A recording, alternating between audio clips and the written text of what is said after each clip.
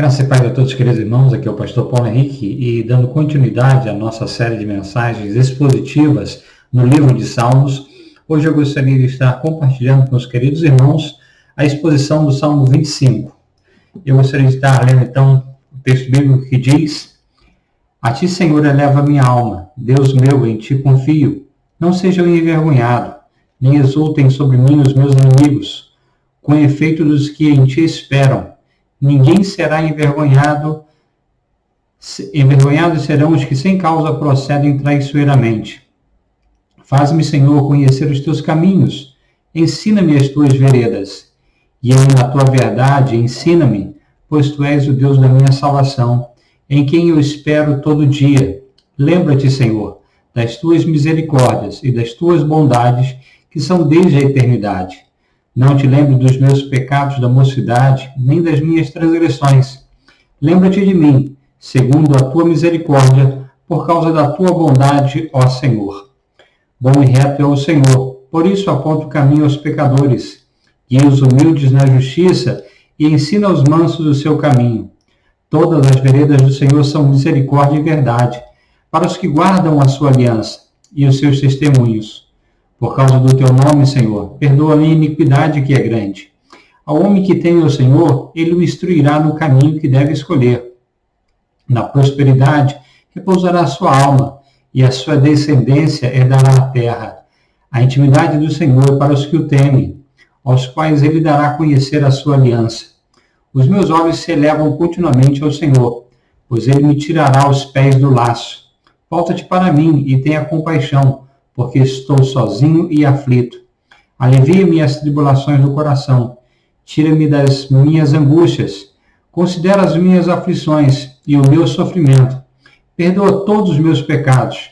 Considera os meus inimigos, pois são muitos e me abominam com ódio cruel. Guarda a minha alma e livra-me. Não seja eu envergonhado, pois em ti me refugio. Preserve-me a sinceridade e a retidão, porque em ti espero.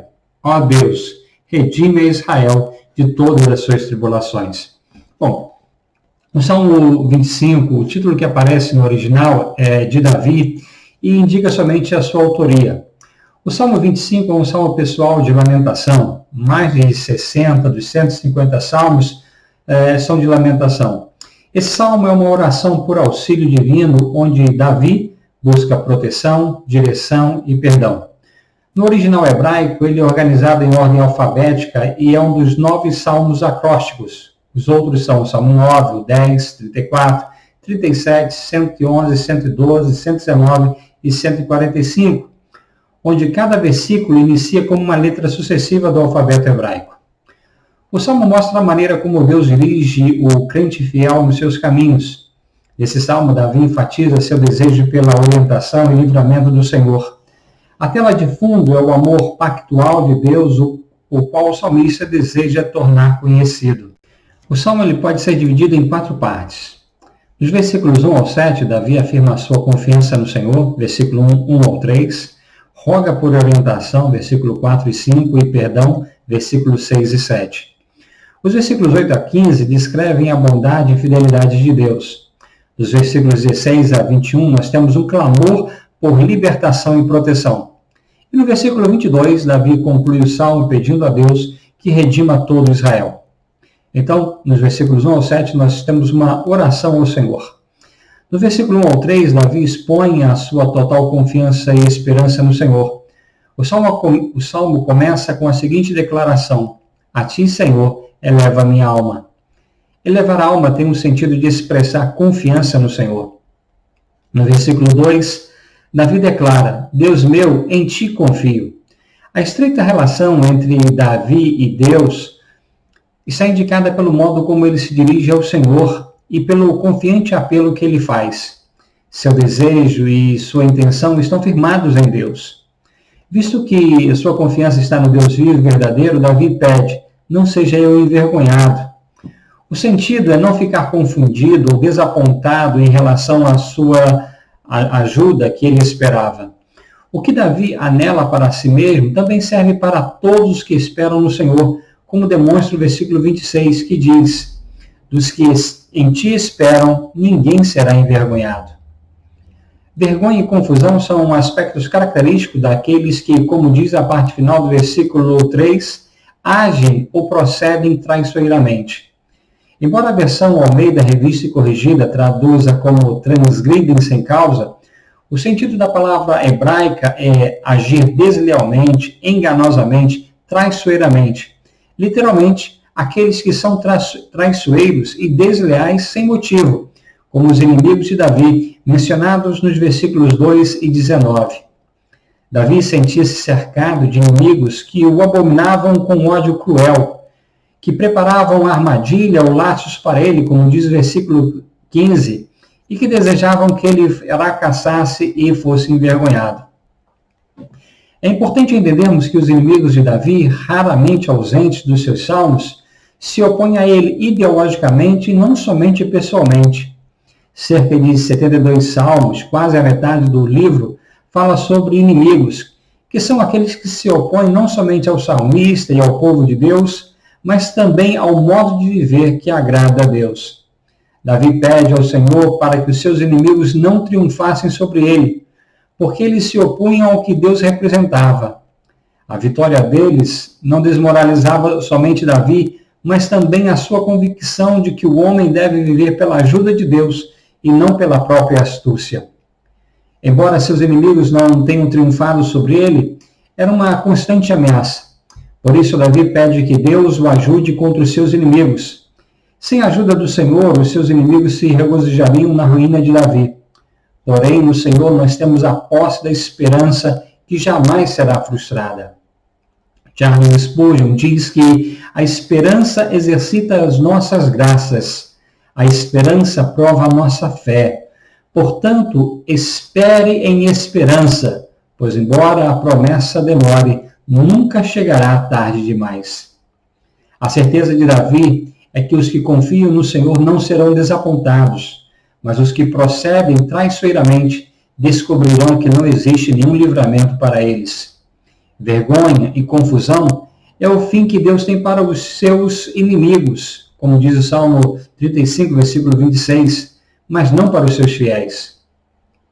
Nos versículos 4 a 7, Davi pede ao Senhor direção e perdão. A oração por libertação ou seja, dos seus inimigos, se torna uma oração por libertação ou seja, para conhecer os caminhos do Senhor. Davi diz nos versículos 4 e 5, faz-me conhecer os teus caminhos, ensina-me as tuas veredas, guia-me na tua verdade e ensina-me.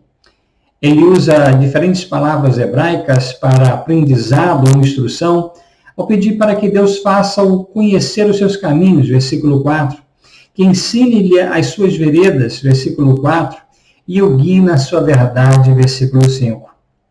Nesses versículos, o salmista retrata um discípulo à procura de instrução. Ele anseia conhecer os caminhos do Senhor, andar em suas veredas e crescer em sua verdade. Davi utiliza o termo caminho 4 vezes e o sinônimo, a palavra veredas, 2 vezes. O termo caminho no original hebraico significa caminho, estrada, jornada, conduta, e aplica-se a qualquer trilha ou estrada, mas na maior parte dos casos é usada em sentido figurado para falar da experiência e do curso da vida. A palavra vereda significa caminho, vereda, trajetória, trilha, e figurativamente representa a vereda da vida, ou modo de viver ou agir. A diferença principal entre as duas palavras, caminhos e vereda, é que veredas indica mais a condição ou estado do que a ação. Assim, encontramos Davi clamando a Deus por sabedoria e direção para tomar decisões e conduzir a sua vida segundo a vontade do Senhor. A palavra veredas era também usada para designar as trilhas ou sulcos feitos pelas rodas dos carros por passarem muitas vezes no mesmo lugar.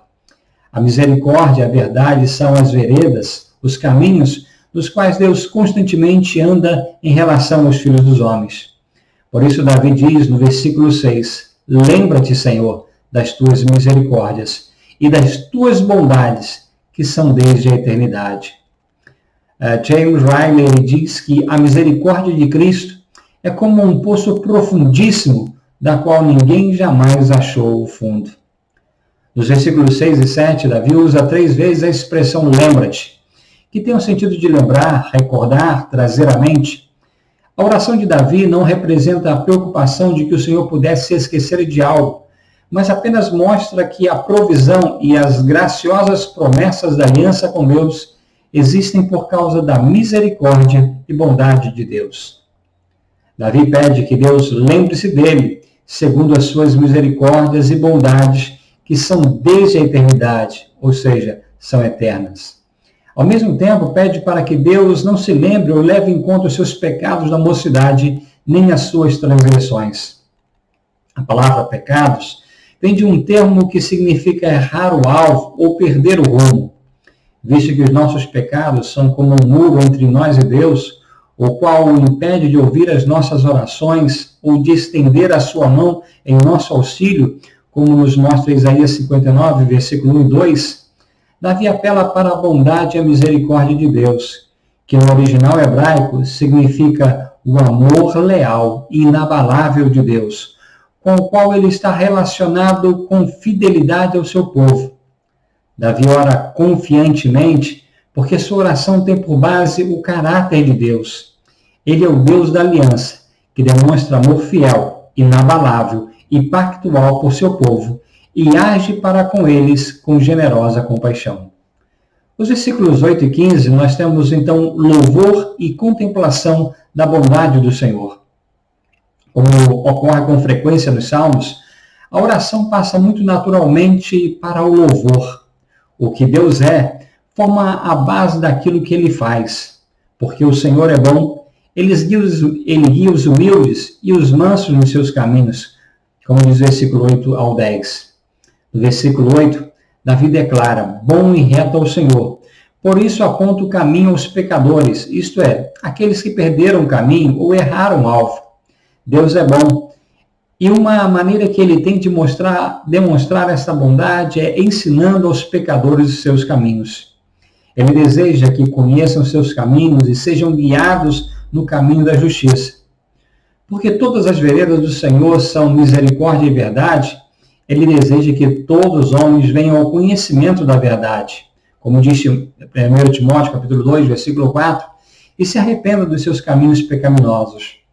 Os termos misericórdia, bondade e verdade se completam mutuamente para resumir as características mais essenciais da ação de Deus em favor da humanidade. Elas são manifestações do seu amor e fidelidade constante para, como diz o versículo 10, para os que guardam a sua aliança e os seus testemunhos.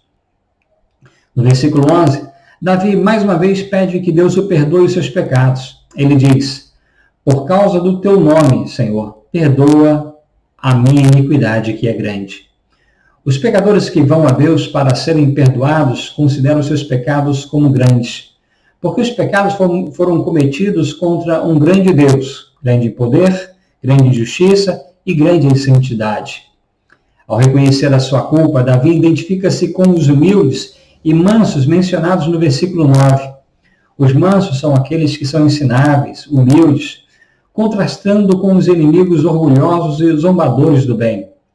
A qualidade mais importante que precisamos aprender com Davi é a humildade. Precisamos ser humildes o suficiente para reconhecer a nossa ignorância e a necessidade de receber instrução. Thomas Goodwin diz que o Senhor ensinará aos mansos ou humildes os segredos. Ele não ensinará aos estudiosos orgulhosos. Davi sabe que é pecador e que não merece a ajuda de Deus, mas confia na bondade e na misericórdia do Senhor.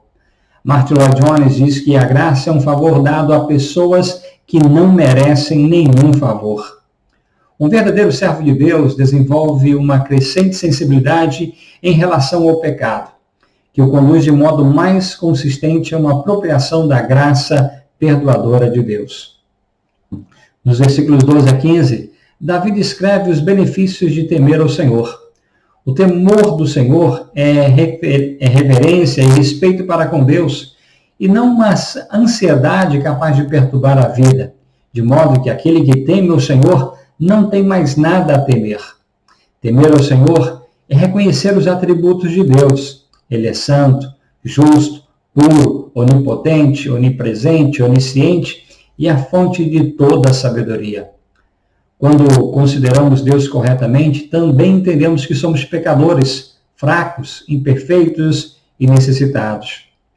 Quando reconhecemos quem é Deus e quem somos, cairemos aos pés dele com humildade e respeito. Um santo temor de Deus é a condição para o homem receber a direção, bênçãos e comunhão da parte de Deus. Temer a Deus envolve tanto obediência como confiança. Nos versículos 12 a 14, encontramos 4 benefícios específicos prometidos àqueles que temem ao Senhor. Primeiro, orientação clara, pois como diz o versículo 5, o Senhor o instruirá no caminho que deve escolher.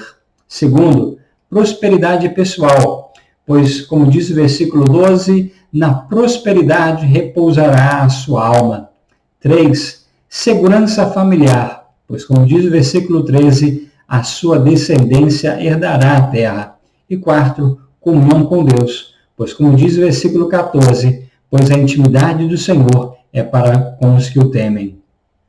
A palavra intimidade ou segredo do Senhor significa literalmente conselho secreto e sugere a comunicação íntima e pessoal. O conhecimento pessoal de Deus e a comunhão íntima com Ele destinam-se aos que temem o temem e que repudiam o mal. Deus oferece a sua íntima e duradoura comunhão aos que o honram e o reverenciam, aos que têm por Ele a mais elevada consideração. E no versículo 16 a versículo 21, nós temos uma petição por libertação e proteção. Dos versículos 16 a 21, Davi pede libertação e proteção ao Senhor. Depois de descrever os benefícios de temer ao Senhor, Davi confirma novamente a sua devoção e olha para Deus como a sua única fonte de socorro. O Salmo retorna outra vez à súplica. Davi roga ao Senhor: volta-te para mim e tem compaixão, porque estou sozinho e aflito. Davi sente-se sozinho ou solitário e aflito, literalmente pobre ou necessitado, indicando um estado de isolamento e humilhação. As ânsias ou tribulações do seu coração têm se multiplicado, como mostra o versículo 17, que diz: alivia-me as tribulações do coração, tira-me das minhas angústias. Ou, parafraseando, a angústia esmaga meu coração, liberta-me da minha aflição. Diante de múltiplas dificuldades, Davi ora por libertação. Ele pede ao Senhor para olhar para a sua aflição e para a sua dor. Isto é, olhar com compaixão para a sua dificuldade. Davi estava enfrentando problemas interiores, seus próprios pecados, e problemas exteriores, o ódio dos seus inimigos. Ele reconhece que as suas tribulações eram causadas tanto por seus pecados, pelos seus próprios pecados, como também pelos ataques de forças externas, ou seja, pelos seus inimigos. Ele pede que Deus o salve de ambos. Ele sente-se solitário, marcado pelo desânimo, por estar sozinho e sem um ajudador. Ele se sente encurralado por seus problemas e deseja ver-se livre da sua angústia. Assim, ele apresenta seu apelo para que a graça de Deus lhe seja propícia. Sabendo que Deus o perdoaria por amor do seu nome, ele roga novamente pelo perdão de seus pecados e pelo socorro em suas tribulações.